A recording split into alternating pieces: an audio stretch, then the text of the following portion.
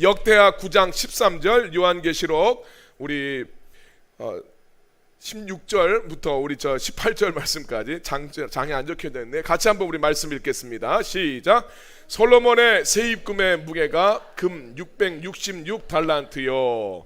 그가 모든 자 곧 작은 자나 큰 자나 부자나 가난한 자나 자유인이나 종들에게 그 오른손이나 이마에 표를 받게 하고 누구든지 이 표를 가진 자 외에는 매매를 못하게 하니 이 표는 곧 짐승의 이름이나 그 이름의 수라. 지혜가 여기에 있으니 총명한 자는 그 짐승의 수를 세어보라. 그것은 사람의 수니 그의 수는 666이니라. 아멘. 성경에는 숫자들이 자주 등장을 하죠. 그리고 그 숫자들이 특별한 의미를 가진 이제 그런 어떤 본문들이 있습니다. 3이라는 숫자는요, 이 성경에서 삼위일체 하나님 그러잖아요. 그래서 하나님의 그 본질적인 충만하심을 나타내는 숫자가 이제 3입니다. 또 3이라는 숫자는 확증하고 완결짓는 그런 의미를 가지고 있어요. 그래서 우리 거룩하다 거룩하다 거룩하다 3번 반복해서 말하면 틀림없이 하나님께서 행하시는 그 확증하고 완결되는 그런 의미가 있습니다. 또 3일이라는 숫자는 죽음에서 생명으로 전환되는 의미예요. 하나님이 일하시는 시간을 의미합니다. 예수님이 죽음에서 사흘 만에 부활하셨고, 요나가 물고기 뱃속에 있다가 사흘 만에 물고기 뱃속에서 나오죠. 이스라엘 백성이 우리 여호수아서를 보면 요단강을 건너기 전에 3일간 준비를 합니다. 아브라함이 이삭을 바치기 위해서 사흘길을 걸어가서 이삭을 번제로 바쳐요. 자, 그래서 이 사흘은 그런 의미들, 3일은 그런 뜻을 가지고 있습니다. 7이라는 숫자는 완전함을 뜻하죠. 하나님의 천지창조가 완성이 되고 하나님 쉬셨다.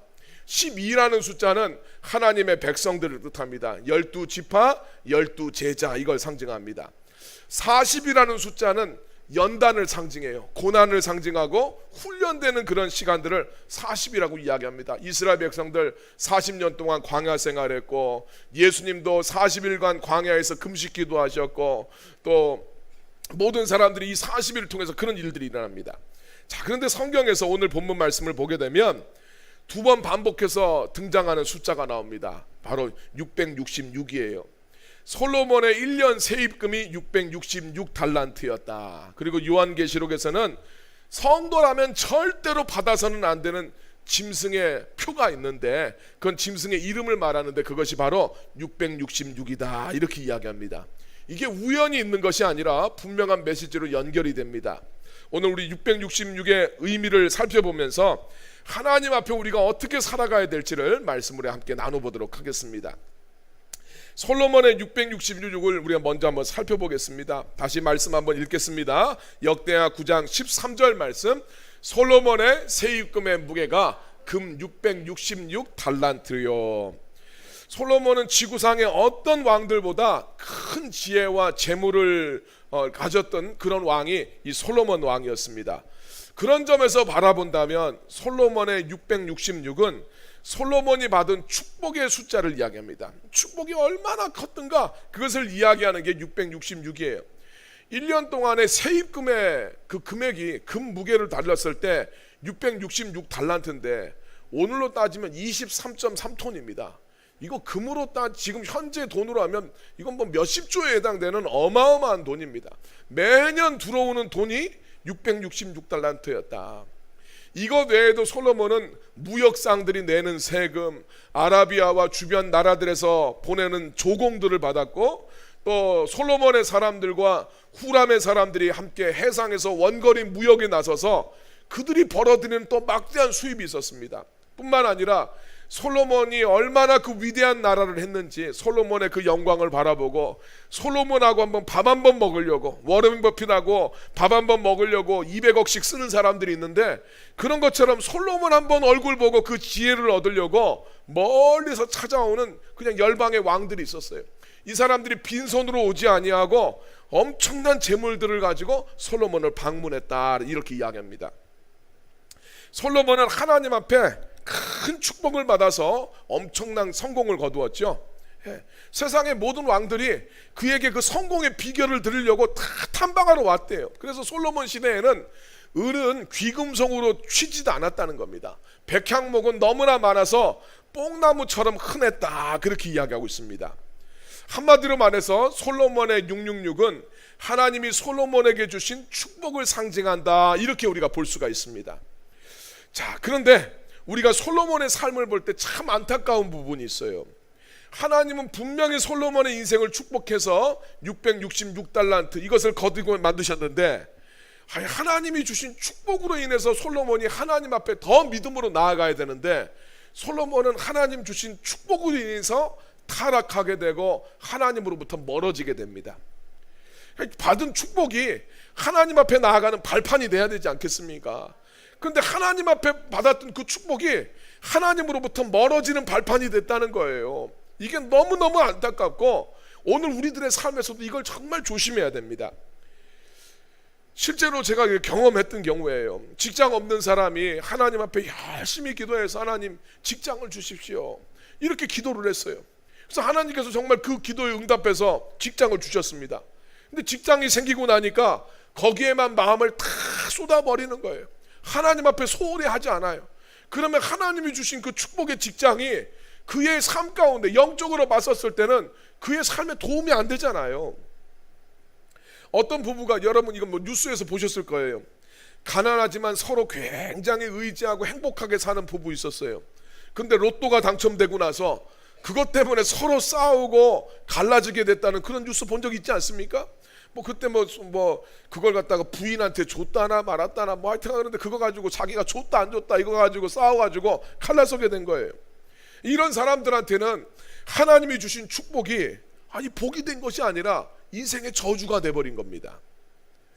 성경에를 보면요, 저주를 축복으로 바꾸어 가는 사람들의 이야기가 종종 등장을 해요. 하나님 앞에서든지 자기의 삶의 어떤 조건들이 좋지 않았던 사람들인데, 이 좋지 않은 조건들을 하나님 앞에 축복의 조건으로 바꿔가는 사람들의 이야기가 많이 나옵니다. 그 중에 대표적인 사람이 레위 지파예요. 이 레위 지파는 창세기에 바라보면 디나 사건이 발생하죠. 세겜에 살 때 여동생이 디나였는데 이 거리를 거닐다가 세겜 족장의 추장 그 아들, 그 이름도 세겜이에요. 그 추장 아들한테 이 디나가 성폭행을 당합니다. 그래서 이 사람이 이제 디나를 사랑하니까 결혼시켜달라고 자기 아버지랑 찾아왔어요. 그런데 그때 어떻게 합니까? 이 시므온과 레위가 이 세겜족 사람들한테 이야기합니다. 그래, 우리는 그 신앙이 같지 않은 사람들한테는 함께 우리 결혼을 못하게 돼 있다. 니들도 할례를 받으면 우리와 같이 하나님을 믿는 사람들이 되고 너희들이 할례를 받게 되면 그때 결혼을 시켜주겠다, 이렇게 이야기합니다. 세겜족 사람들이 전체가 다 남자들이 다 포경 수술을 한 거예요. 네, 할례를 다 받습니다. 그런데 이게 한 3일쯤 되면 상처가 아물면서 어마어마하게 아프지요. 꼼짝을 못합니다. 지금처럼 무슨 마취약이 있는 것이 아니니까 그냥 생으로 참으려면 얼마나 아프겠습니까? 꼼짝을 못하고 있는데 자기 집에 군대를 이끌고 와서 이 세겜족 사람들을 싹 몰살시켜버립니다. 이게 참 하나님 앞에 큰 죄지요. 할례라는 것은 하나님의 백성으로 내가 신실하게 살겠습니다 다짐하는 징표가 할례인데, 아니 그 할례 받으라고 한 다음에 그 아픈 상대를 몰살시키는 거예요. 하나님의 이름으로 상대를 기만하고 그들을 죽이게 되니까 이게 하나님 앞에서 얼마나 이게 크나큰 죄악입니까? 그래서 나중에 이 야곱의 가족들은 가나안 족속들의 보복이 두려워서 세겜에 머물지도 못하고 세겜을 떠나게 됩니다. 그리고 나중에 야곱이 죽기 전에 이 일을 기억을 하면서 하나님의 명령에 따라서 시므온과 레위를 저주해요. 네, 하나님의 야곱이 아버지로서가 아니라 하나님의 명령을 받아서 레위와 시므온을 저주합니다. 너희들은 승냥이 이리 때와 같아서 이 너희들 백성들 가운데 너희들 기업을 이루지 못하고 흩어질 것이다, 그렇게 이야기합니다. 그래서 실제로 시므온은 나중에 여러분들이 그 땅 분배받는 표를 보게 되면 시므온은 유다 지파 안에 시므온 지파가 들어가 있어요. 자기의 독자적인 영토를 누리지 못하고 유다 지파에 흡수돼 버리는 거예요. 그런데 이 레위 지파는 좀 다르죠. 출애굽하는 과정에서 시내산에서 이스라엘 백성들이 금송아지를 탁 만들어 놓고 모세는 하나님의 율법을 받으려고 산 위에 올라갔는데 이스라엘 백성들이 산 아래에서 금송아지를 만들어 놓고 이것이 우리 하나님이다 하면서 그 안에서 막 예배하고 그랬었을 때 모세가 하나님의 그 경고의 말씀을 듣고 내려와서 기겁을 합니다. 그래서 이스라엘 백성들 그 처참한 모습을 보면서 하나님 앞에 설 자가 누구냐 이렇게 백성들 앞에 소리를 쳐요. 그때 레위 지파 사람들이 모세의 주위로 싹 몰려들게 되니까 모세가 명령을 내리니까 레위 지파 사람들이 칼을 차고 닥치는 대로 이스라엘 백성들을 갖다가 죽이지 않습니까? 그래서 그날 3,000명이 죽임을 당하게 되는데 레위 지파가 인정사정을 봐주지 않는 거예요. 자기의 무슨 친분이나 이런 걸 떠나서 하나님의 편에 서서 하나님에 대해서 우상 숭배한 사람들을 철저히 징계하는 역할을 하게 됩니다. 그때 이 모습을 보면서 모세가 그런 이야기하죠. 너희가 오늘 여호와께 헌신하였으니 너희들이 하나님을 섬기는 제사장 지파로 너희를 사용할 것이다 이렇게 말씀을 합니다. 그래서 이 레위 지파는 흩어지는 하나님의 저주를 받았는데 흩어지는 저주가 제사장 지파로서 레위 지파로서 이스라엘 백성들 곳곳에 그들의 삶 속에 들어가서 이스라엘 백성들을 섬기고 하나님을 섬기는 백성들로 소금과 같이 이스라엘 백성들의 사이에 이제 스며들어가서 살게 되는 것을 보게 돼요. 참 이게 중요한 거예요. 저주였지만 하나님 앞에 헌신하고 하나님 앞에 확실하게 나아갔었을 때 그것이 축복의 도구로서 하나님 사용하시더라는 거예요. 성경에 이야기 참 많습니다. 엘리 제사장 엉터리 같은 제사장이어서 하나님이 니네 집은 안 쓸 거라고 그랬는데 그 후손에서 예레미야 같은 사람들 나와서 하나님 사용하신단 말이에요. 하나님 앞에 어떻게 행하느냐 이게 굉장히 중요한 거예요. 중요한 것은 하나님을 향한 방향성이에요. 저주를 받았어도 하나님 말씀 주실 때 회개하고 돌이켜서 하나님을 향한 방향성을 확실하게 갖게 되면 하나님이 그 인생을 사용하시고 그들의 삶에 있는 핸디캡마저도 축복의 조건으로 사용하시는 것을 믿으시길 바랍니다. 반면에 하나님을 향한 방향성을 잃게 되면 지금 이 솔로몬처럼 하나님께서 주신 축복도 저주가 돼버려요. 이 축복 때문에 솔로몬이 하나님을 떠나지 않습니까? 하나님에 대한 마음이 약해져요. 우리가 이 지난주에도 말씀을 봤을 때 솔로몬이 하나님을 사랑해서 하나님 앞에 다라쉬 하잖아요. 하나님을 찾고 하나님을 구했었을 때 그래서 하나님이 너 무엇을 원하느냐라고 했었을 때 세상 사람들 구하는 것이 아니라 하나님 나에게 맡겨주신 그 사명 이거 잘 감당하도록 나에게 지혜와 지식을 주십시오 이렇게 주님 앞에 기도했었을 때 하나님은 솔로몬이 구하지 않았던 부와 재물과 영광과 장수와 또 원수들을 제거해주는 그 모든 은혜를 다 받게 됩니다. 그런데 이 방향성을 잃게 되니까 하나님에 대한 방향성을 잃게 되니까 하나님이 주신 축복마저도 솔로몬을 타락시키게 만들고 그로 인해서 솔로몬의 나라는 아들 때가 되면 르호보암 때가 되면 처참하게 망가지는 것을 우리 성경 말씀을 통해서 보게 됩니다. 하나님을 향한 방향성을 잃게 되면 솔로몬이 자랑했던 그 엄청난 재산, 강대한 영토, 동맹 세력들 한순간에 싹 날아갑니다.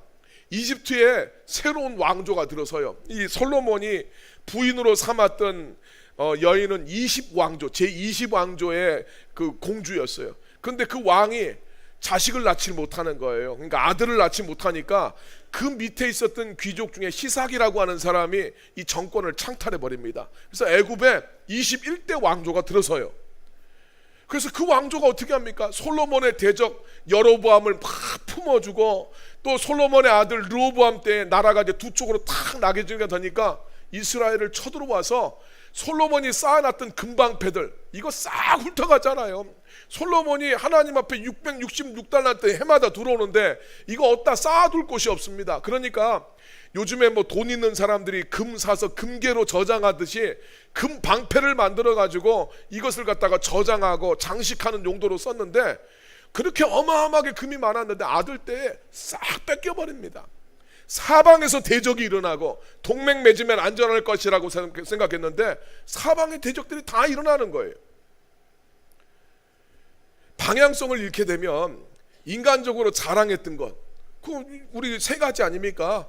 그 동맹 맺기 위해서 아내를 많이 얻은 것, 이스라엘의 그 군마를 의지하는 것, 병력 군사력을 의지하는 것, 또 하나가 은금을 의지하는, 재물을 의지하는 것, 이거 하나님 하지 말라고 그랬는데 정말 인간적인 자랑거리들, 이거 순식간에 싹 사라지는 것을 보게 돼요. 자, 그렇다면 우리 요한계시록에 등장하는 666을 좀 살펴보도록 하겠습니다. 요한계시록 13장 16절에서 18절 말씀 같이 한번 읽겠습니다. 그가 모든 자 곧 작은 자나 큰 자나 부자나 가난한 자나 자유인이나 종들에게 그 오른손이나 이마에 표를 받게 하고 누구든지 이 표를 가진 자 외에 매를 못하게 하니 이 표는 곧 짐승의 이름이나 그 이름의 수라. 지혜가 여기 있으니 총명한 자는 그 짐승의 수를 세어보라. 그것은 사람의 수니 그의 수는 666이니라. 아멘. 계시록에서는 짐승의 이름이 담겨있는 이 숫자 666은 절대로 너희가 받아서는 안 된다. 자, 근데 이것은 우리 눈에 보이는 숫자 아니라고 그랬어요. 예. 하나님 믿는 사람들한테는 하나님이 이마에 천국인을 치신다고 그랬어요. 그 하나님이 치시는 천국인이 눈에 보이지 않듯이 짐승의 표를 받는 것도 눈에 드러나는 이야기가 아니에요. 그 마음의 자세를 이야기하는 거예요. 하나님이 구원받은 사람들은 하나님이 택하셔서 그들의 믿음을 지켜주시지만 성도들은 성도들 입장에서는 또 어떻게 해야 되느냐, 이 세상의 조류에 흔들리지 않도록 믿음을 지켜야 된다라는 이야기입니다. 자, 그래서 여기 요한계시록에 등장하는 666은 세상 사람들이 추구하는 세상적인 복을 말합니다. 6이라는 숫자는 성경에서 인간의 숫자를 의미해요. 7은 완전함이죠. 하나님의 숫자입니다. 완전함에 이르지 못하는 그것이 이 인간의 숫자 6입니다. 그 인간이 하나님한테 이르지를 못하니까 육자 3개가 모여서 완전함을 이뤄보려고 그래요. 아까 전에 우리 삼은 그 확실성과 증거를 이야기한다고 그랬죠. 완전함을 이야기한다고 그랬어요. 그러니까 6이 단독으로 그 완전함에 이르지를 못하니까 육자 3개가 모여서 완전함을 이뤄보려고 하는데 아무리 육자 3개가 모여도 하나님의 이룰 수가 없어요. 하나님이 인간한테 주시는 은혜에 미치질 못합니다. 우리의 삶을 봐도 마찬가지예요. 여러분, 이 시대에 우리 옛날 조상들은 뭐 눈이 나쁘면 안경 쓰는 거 이런 거 없었죠. 네, 우리 시대는 안경도 나오고 뭐 라식도 나오고 뭐 여러 가지 있습니다. 똑바로 보게 되지만 옛날 사람들에 비해서 훨씬 좋아졌지만 우리 인간의 기술이 하나님이 창조하신 것만 미치질 못해요. 요즘에 우리 막 머리 빠진 사람들은 머리도 심습니다. 그런데 다 이야기합니다. 머리 아무리 촘촘하게 심어도 하나님이 주신 그 촘촘함에는 미치질 못해요. 네. 사람이 잘하는 것이 많이 보완하는 것 같은데 하나님께서 주신 것에는 완전히 미치질 못합니다. 인간의 모든 것이 마찬가지예요. 그런데 인간은 세상적인 축복이 모이면 아쉬울 것이 없다고 생각해요. 인간적인 조건이 충분해지면, 인간적인 조건이 다 내 삶에 갖춰지면 내 삶에 아쉬운 것이 없을 거라고 생각합니다. 그래서 하나님 앞에 순종하지 않고 하나님을 대적하게 되는데, 사람들은 하나님 없어도 좋으니까 우리 인간으로서 누릴 수 있는 최고의 축복 누리면 그것이 행복한 인생이 된다고 생각해요. 사람들이 생각하는 것은 솔로몬의 666이에요. 야, 솔로몬처럼 정말 똑똑하고 솔로몬처럼 돈 많이 벌면 행복한 인생 되겠지라고 생각을 하는데, 하나님 없는 666은 헛방이에요. 하나님은 그런 세상의 유혹에 대해서 절대로 너희가 짐승의 표를 받으면 안 된다고 말씀을 합니다. 그리고 마지막 때에 그 짐승의 표를 받는 사람들은 정말 힘든 인생 살게 될 거다. 우리 요한계시록에서 계속 경고하고 있습니다. 계시록에서는 믿는 사람들한테는 하나님 없는 세상적인 부유함, 하나님 없는 성공, 하나님 없는 세상적인 즐거움, 그것이 너희들의 인생을 행복하게 만들지 못하고 오히려 너희들을 굉장히 괴롭게 만들 거다. 그래서 우리 계시록 지난번에 묵상했을 때 그러지 않습니까? 황충대가 나와서 짐승의 표를 받은 사람만 공격을 합니다. 그들에게는 정말 하늘의 햇빛이 빛을 잃어요. 영적인 어둠 속에서 살아가요. 고통이 가득합니다. 그리고 살아갔을 때만 그렇습니까? 결국은 주님 앞에 섰을 때도 하나님 앞에 구원받지 못하고 버림받는 인생이 된다라고 계시록에서 이야기하고 있어요. 그래서 솔로몬의 666이든지 짐승의 666이든지 둘 다 똑같은 걸 이야기해 줍니다. 하나님 없는 부, 하나님 없는 성공, 하나님 없는 세상에서의 강성함을 의미하는데 그 끝은 타락하게 되어 있고 멸망한다라는 이야기입니다. 오늘 이것이 우리들한테 주는 말씀은 명확하지요. 하나님을 사랑하고 하나님을 향한 방향성이 있을 때 하나님은 그가 구하지 않았던 축복도 더해 주십니다. 그런데 하나님을 향한 방향성을 상실했었을 때 아무리 세상적인 축복이 가득해도 그건 식규로 같이 금방 사라진다. 하나님 없는 축복은 축복이 아니라 저주다, 이걸 이야기하고 있어요. 그래서 오늘 우리는 이 말씀을 통해서 몇 가지 교훈을 확실하게 새겨야 됩니다. 첫 번째, 오늘 우리들이 하나님의 축복을 하나님에 대한 배신으로서 언제든지 우리가 바꿀 수 있는 존재다. 우리들 솔로몬만 그런 것이 아니라 우리들 역시도 하나님이 내 삶 속에 주신 축복이 우리는 그것을 하나님에 대한 배신으로 바꿀 수 있는 사람들이다라는 것을 우리 스스로 자각을 해야 됩니다. 우리는 우리 삶에 아쉬움이 없을 때 하나님에 대해서도 별로 아쉬움이 없어요. 쉽게 하나님을 떠날 수 있습니다. 여기에는 최고의 지식과 지혜를 가졌던 솔로몬도 예외가 아니잖아요. 그렇게 똑똑한데 이거에서 예외가 없습니다. 그래서 오늘 우리 모두에게는 예수 그리스도의 구원의 은혜가 반드시 필요합니다. 우리들의 모습으로는 구원받을 수 없기 때문이에요.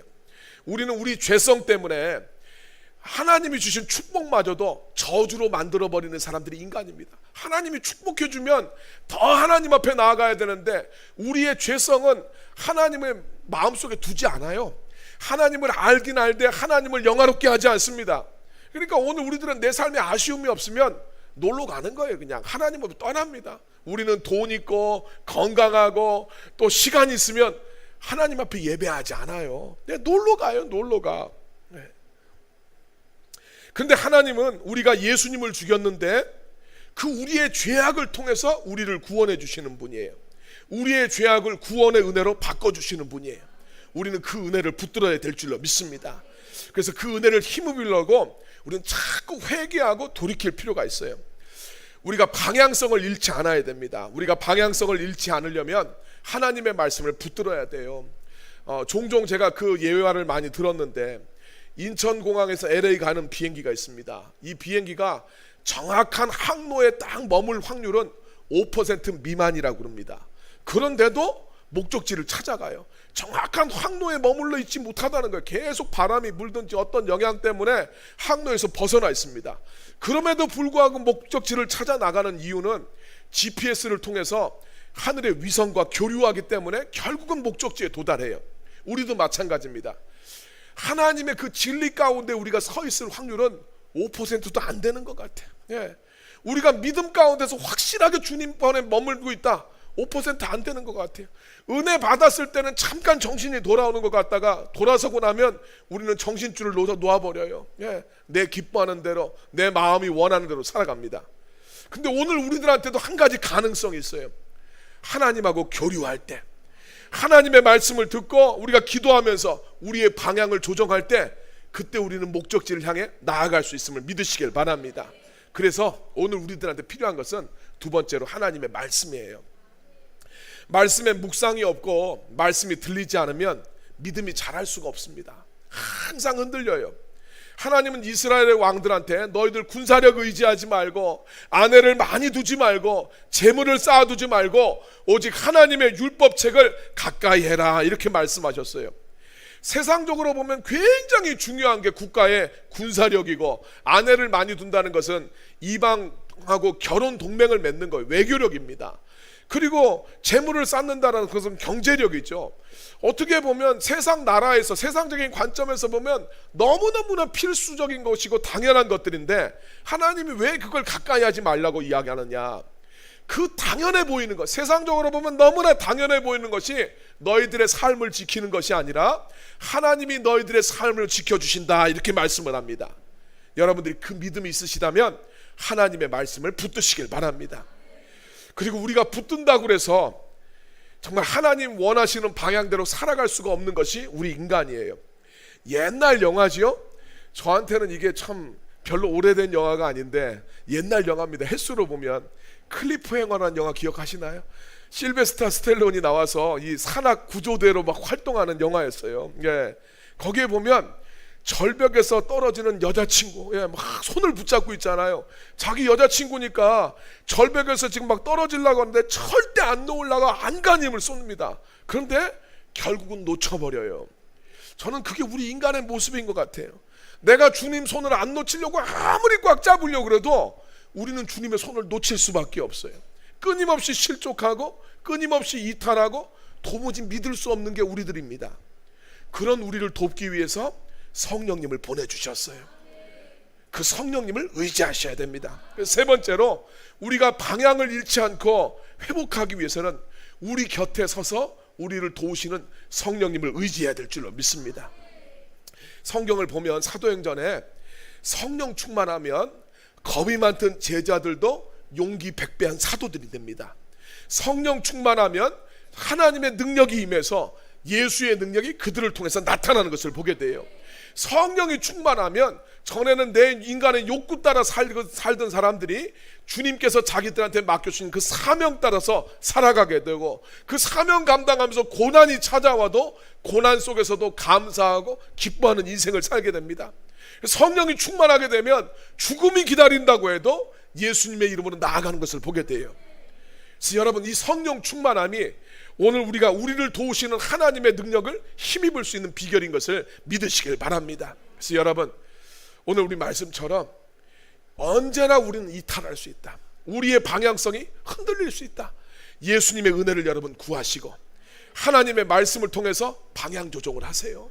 그리고 여러분 기도하시면서 성령님의 도우심을 간구하셔서 정말 세상이 추구하는 666이 아니라 하나님을 향해서 용감하게 전진하시는 여러분이 되기를 예수님의 이름으로 축원합니다.